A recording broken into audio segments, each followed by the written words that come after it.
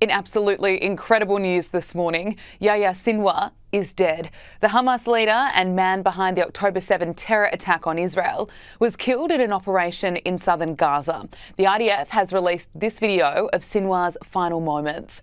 The Hamas leader was thought to be hiding in tunnels for more than a year. Israeli soldiers have been risking their lives searching for him.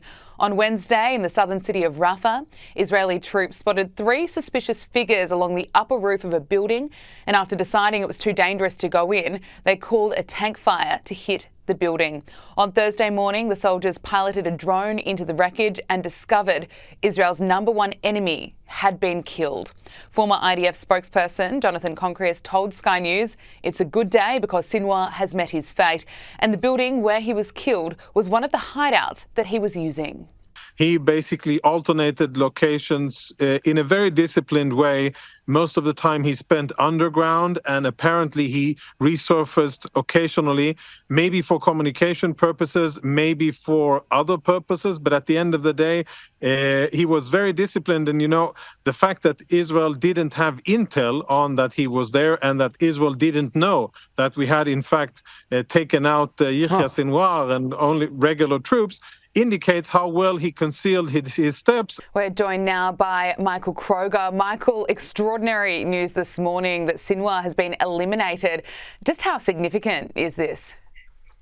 Oh, Gab, incredibly significant that he's gone. This man was the centre of evil in the Middle East. He was the perpetrator of the October 7 massacre, and he was the impediment to peace in the Middle East. You know, he took this action on October 7. You know, by all reports, the Iranians didn't know, Hezbollah didn't know. This man took this decision on his own, and he now joins the pantheon of evil leaders in the last 100 years: Adolf Hitler, Pol Pot, Haniyeh, Nasrallah, etc. He's right up there with the worst of human beings we've seen on this planet, and it's a good day for the world because there's an increased chance of peace in the Middle East because he's gone. Just how damaging is this to Hamas, and I suppose how long is it going to take until there's another head of the snake that pops up? Well, look, it's very damaging. As you can see, Hezbollah is just a smoking ruin that is still firing rockets into Israel, but they're finished as a force that can never invade Israel.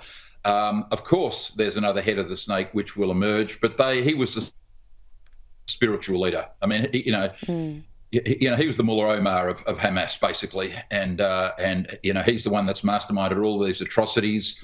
Not only October 7, but of course, for 30 years, this man has lived a deluded fantasy that the way forward for the Palestinian people was the ethnic cleansing of Israel, the ethnic cleansing of Jews, from the river to the sea. That was his mantra. And he used the innocent Palestinians as human shields, as cannon fodder in his sick and deluded war against the Jewish people. He is responsible for the deaths of tens of thousands of Palestinians. He didn't care. He knew they were human shields. He said that in literature recently that, unfortunately, Palestinians will have to die in this deluded cause he was fighting. So it's a very good day for world peace, and of course someone else will emerge, but Hamas, like Hezbollah, are being degraded day by day, and in the battle between freedom and liberty, freedom will win.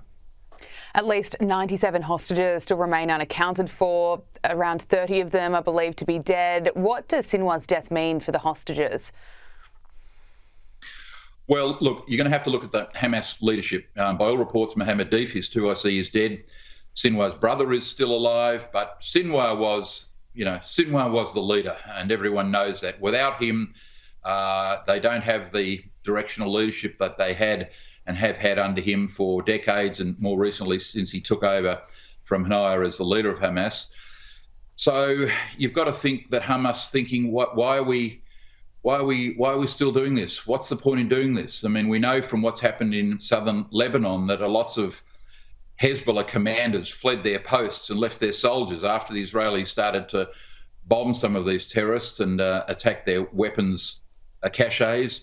You've got to be thinking that a lot of Hamas fighters are thinking, what's the point? Sinwar's gone, Haniyeh's gone, we're losing the war. What's the point of holding these hostages any longer?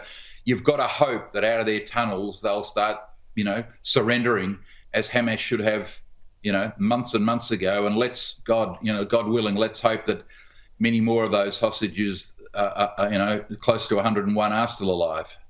Absolutely. Israel's Prime Minister Benjamin Netanyahu believes that the development marks the beginning of the end. Is that your assessment? Well, I think that's right. You've got to remember this: more Palestinians live peacefully and freely and happily in Israel than they do in Gaza. There's 2 million Palestinians who don't want to live in Gaza.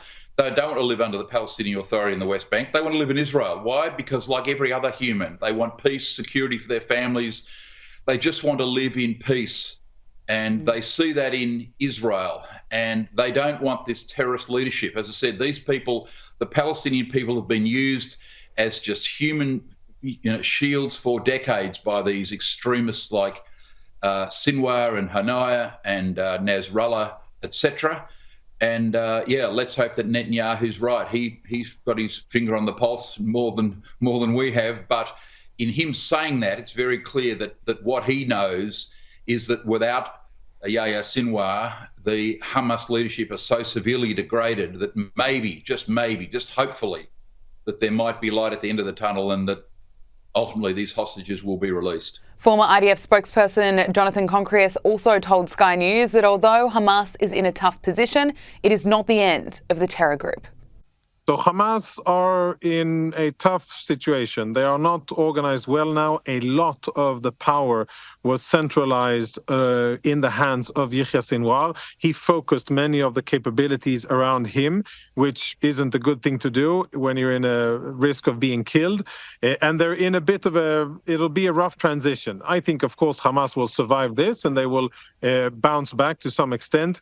The former political leader, Khalid Mash'al, enjoying life at large in Qatar for the last few years and accumulating quite a lot of money there as well. He has now assumed the interim political leadership of Hamas, and he will bear the responsibility for the situation, which, by the way, is interesting because that, of course, gives a new address for the U.S. and for Israel to negotiate with, hopefully in order to get the hostages back. And I think that is what Israel will be focusing on in the immediate aftermath of the elimination of Sinwar, to get a deal, to get the hostages back, to have Hamas surrender and understand that continued fighting is futile and it won't bring anything good about. And if they bring over the hostages and come out and surrender, then the Hamas leaders will be given some kind of immunity from being killed by Israel. And hopefully they will take this. I don't know if Hamas will have the wisdom to do so. I hope so, for Israelis, for Palestinians, for Gaza, for the region. I hope that they will do so. But if they don't, Israel will be ready to continue to fight.